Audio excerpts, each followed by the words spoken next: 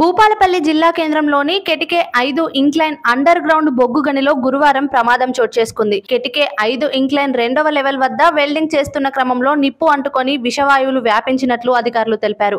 ఈ ఘటనలో filter helper Anvesh, Pradeep అనే ఇద్దరు కార్మికులకు అస్వస్థత గురికాగా వెంటనే సింగరేణి ఏరియా ఆసుపత్రికి తరలించి చికిత్స అందిస్తున్నారు. గనిలో మొదటి షిఫ్ట్ ఎండింగ్ టైంలో దుర్ఘటన జరిగినట్లు అధికారులు వెల్లడించారు. గని లోపల పంప్ ఆపరేటర్ ఉన్నట్లు అనుమానం వ్యక్తమవుతుంది. సంఘటన జరిగిన కెటికే 5 ఇంక్లైన్ ప్రాంతాన్ని భూపాలపల్లి ఏరియా జనరల్ మేనేజర్ ఏనుగు రాజేశ్వర్ రెడ్డి ఇతర అధికారులు సందర్శించి రెస్క్యూ, ఫైర్, సేఫ్టీ అధికారులతో సహాయక చర్యలు చేపడుతున్నట్లు జీఎం తెలిపారు.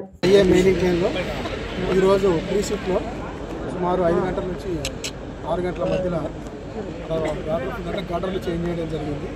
ఆ పాత గటర్ను కట్ చేసి తీసేసి దానిపైన మళ్ళీ స్టాప్ చేసి రావడం జరిగింది. సో సెకండ్ షిఫ్ట్లో అరౌండ్ 3:30కి కామన్ వెళ్తూ ఉంటే అక్కడ స్మోక్ అబ్జర్వ్ చేయడం జరిగింది. సో స్మోక్ అబ్జర్వ్ చేయగానే అందరికి ఇంటిమేషన్ ఇవ్వగానే నేను కూడా రావడం జరిగింది.